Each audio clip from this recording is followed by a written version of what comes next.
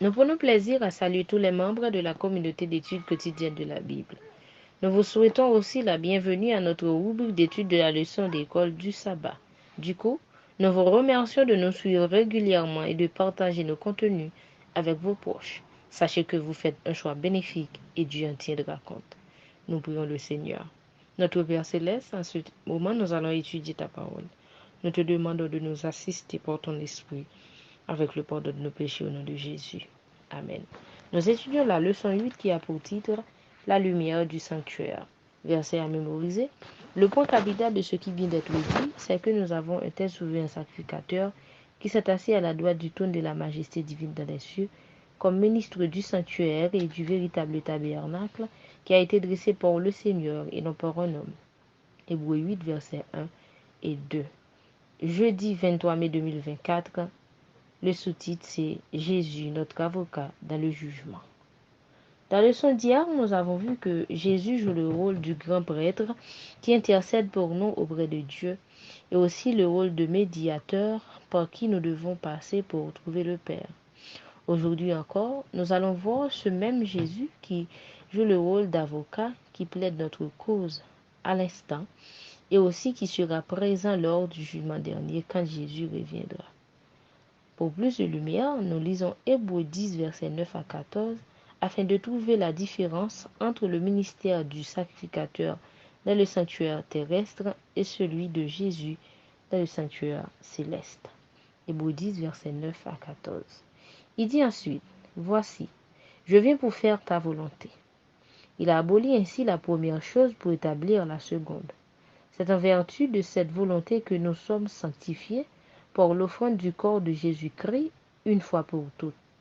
Et tandis que tout sacrificateur fait chaque jour le service et offre souvent les mêmes sacrifices qui ne peuvent jamais ôter les péchés, lui, après avoir offert un seul sacrifice pour les péchés, s'est assis pour toujours à la droite de Dieu, attendant désormais que ses ennemis soient devenus son marchepied. Car, par une seule offrande, il a amené à la perfection pour toujours ceux qui sont sanctifiés. Christ est mort sur la croix en tant que sacrifice parfait pour le péché, une fois pour toutes. Son ministère sacerdotal dans le sanctuaire céleste nous sanctifie. Maintenant qu'il est entré dans le lieu très saint, il joue le rôle d'avocat en notre faveur dans le jugement. De même, Christ, qui s'est offert une seule fois pour porter les péchés de plusieurs, apparaîtra sans péché une seconde fois à ceux qui l'attendent pour leur salut, selon Hébreux 9, verset 28. Grâce à son sacrifice et sa médiation, le péché a été éliminé et il reviendra pour ceux qui auront aimé son avènement, selon 2 Timothée 4, le verset 8. La différence est que dans le sanctuaire terrestre, le sacrificateur offrait chaque jour des sacrifices pour le pardon des péchés, pourtant qui ne peuvent jamais ôter les péchés, mais Jésus offrait sa vie en sacrifice pour tout le monde, une fois pour toutes, et c'est un sacrifice parfait parce qu'il a le pouvoir de pardonner les péchés, de nous ramener à Christ et de nous donner le salut. On nous demande aussi de lire Hébreux 6, verset 19 à 20 et de répondre à cette question. Pourquoi Jésus nous invite-t-il à le suivre et que découvrons-nous en le suivant? Hébreux 6, verset 19 et 20. Cette espérance, nous la possédons comme une ancre de l'âme, sûre et solide. Elle pénètre au-delà du voile, là où Jésus est entré pour nous comme précurseur et a été fait souverain sacrificateur pour toujours, selon l'ordre de Melchisédek. L'intercession du Sauveur en faveur de l'homme dans le sanctuaire céleste est tout aussi importante dans le plan du salut que sa mort sur la croix. Depuis sa résurrection, Jésus achève dans le ciel l'œuvre commencée par lui sur la croix. Nous devons par la foi aller auprès de lui, au-delà du voile, où il est entré pour nous comme précurseur. Là se reflète la lumière du calvaire. Là nous acquérons une plus claire intelligence du ministère de la rédemption. Nous comprenons que c'est à un prix infini que le ciel a opéré le salut de l'homme et que le sacrifice consenti est à la hauteur des plus dures exigences de la loi transgressée. Jésus nous a frayé la voie qui mène au trône du Père.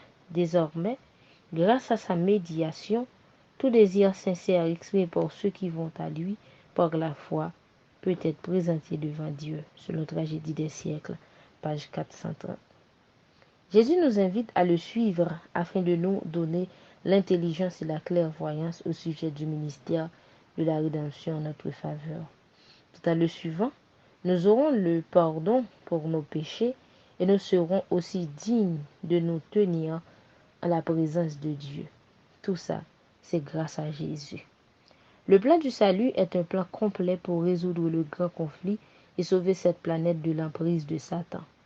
La vie de Jésus révèle l'amour de Dieu à un monde dans le besoin et à un univers observateur.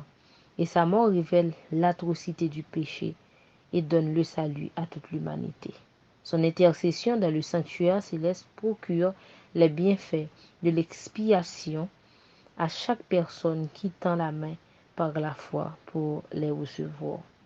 La mort de Jésus sur la croix pour le pardon de nos péchés, le rôle d'intercesseur qu'il joue en notre faveur dans le ciel, le rôle d'avocat qu'il jouera pour nous dans le jugement dernier, sont des preuves vivantes d'un amour qui dépasse notre entendement. En plus de ça, il nous invite à venir auprès de lui sans crainte et sans peur, afin de trouver du pardon. À nous de répondre à son appel, en cherchant à lui être agréable, jusqu'à ce qu'il vienne nous chercher. Il n'y a rien à craindre du jugement dernier, parce que Jésus, le Sauveur, sera notre avocat. Merci de votre écoute. Le rendez-vous, c'est pour demain. Au revoir.